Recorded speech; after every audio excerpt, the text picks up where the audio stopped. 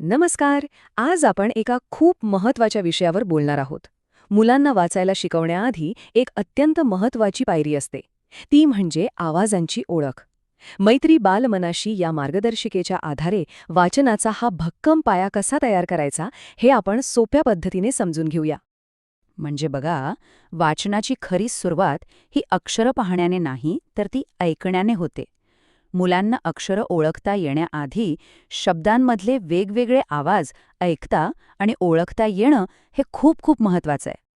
तर मग या संपूर्ण प्रवासात आपण हे पाहणार आहोत की वेगवेगळ्या वयोगटात मुलं आवाजांना कसं ओळखायला शिकतात आणि एक एक कौशल्य दुसऱ्या कौशल्यासाठी पाया कसा तयार करतं.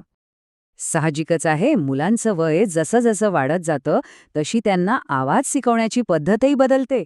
ही पद्धत केवळ ऐकण्यापासून सुरू होते आणि हळूहळू शब्दांच्या गमतीशीर खेळांपर्यंत पोहोचते. आता ही सारणी बघा, किती सुंदरपणे हा सगळा प्रवास मांडलाय. म्हणजे सुरुवातीला मूल फक्त एक श्रोता असतं, फक्त ऐकतं, आणि तिथून ते हळूहळू शब्दांशी खेळणारं एक खेळाडू कसं बनतं हेच आपल्याला इथे अगदी स्पष्टपणे दिसतंय.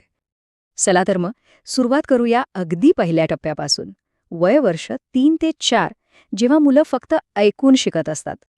या वयात आपलं सगळं लक्ष असतं फक्त आणि फक्त ऐकण्यावर. आपण शब्दाचा पहिला आवाज असा काहीतरी तालासुरात म्हणतो, जसं की क क क कपाट. असं केल्यावर काय होतं की मुलांचं लक्ष आपोआप त्या क आवाजाकडे जातं. आणि मग आपण त्यांना विचारतो की अरे, या सगळ्या शब्दांमध्ये सारखा आवाज कोणता आहे, हा प्रश्न त्यांना विचार करायला लावतो. आणि बस, इथेच तर खरी गंमत आहे. मूल पहिल्यांदाच त्या आवाजाला ओळखतं आणि शब्दांशी त्याचं पहिलं नातं जुळतं. आणि ही गोष्ट आपण रोजच्या जगण्यात अगदी सहज करू शकतो. समजा आपण स्वयंपाकघरात आहोत, तर मुलाला म्हणायचं, चल मला व ने सुरू होणारी एखादी वस्तू शोधून दे पाहू, आणि मग ते वाटी किंवा वांग घेऊन येईल. बघा, खेळातून शिकणं म्हणजे हेच.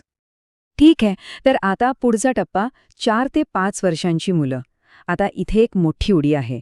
आतापर्यंत फक्त आवाज ऐकत होतो, आता तो आवाज कसा दिसतो हे पण बघायचं आहे. तर सर्वात आधी आपण त्यांना एक नवीन आवाज ओळखायला शिकवतो, जसं की पतंग आणि पपई या दोन्ही शब्दांमध्ये प हा आवाज येतोय हे त्यांच्या लक्षात आणून देतो. आणि मग येतो तो महत्वाचा क्षण. आपण त्यांना दाखवतो की हा बघ, प असा दिसतो. म्हणजे जो आवाज आत्तापर्यंत फक्त कानांनी ऐकला होता, तो आता डोळ्यांसमोर येतो. त्या आवाजाला एक ओळख मिळते, एक रूप मिळतं. आणि हे शिकणं अजून सोपं कसं करायचं? तर त्यांच्या नावाचा वापर करायचा. तुझं नाव समीर आहे ना, मग तुझ्या नावाचं पहिलं अक्षर आहे स. हेच आपण घरातल्या सगळ्यांच्या नावांबद्दल करू शकतो.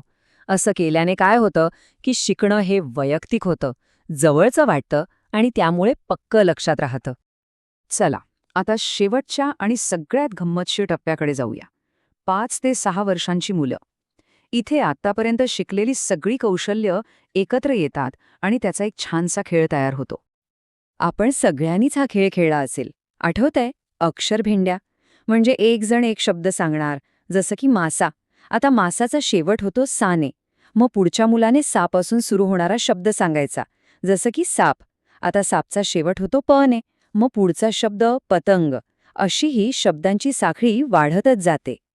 आणि हा खेळ फक्त घरातच नाही तर कुठेही खेळता येतो. गाडीतून प्रवास करताना, गावांची नावं घेऊन अक्षरभेंड्या खेळा. पुणे, मग नाशिक, कोल्हापूर, किती मजा येईल. आणि मुलांचा शब्दसंग्रह पण आपोआप वाढेल. तर मग या सगळ्या प्रवासातून, म्हणजे फक्त ऐकण्यापासून ते शब्दांशी खेळण्यापर्यंत, मुलांना नक्की काय मिळतं?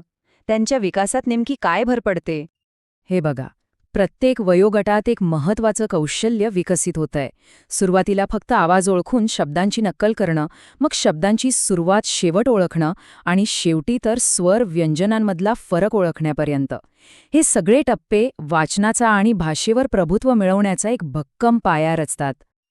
तर एक गोष्ट नक्की आहे, हे जे साधे सोपे गमतीशीर खेळ आहेत ना, ते मुलांच्या भविष्यातल्या वाचनाची एक मोठी तयारी करून घेतात. ही सगळी शक्तिशाली साधनं आहेत. मग विचार करा, आज तुम्ही मुलांसोबत कोणता शब्दांचा खेळ खेळणार आहात?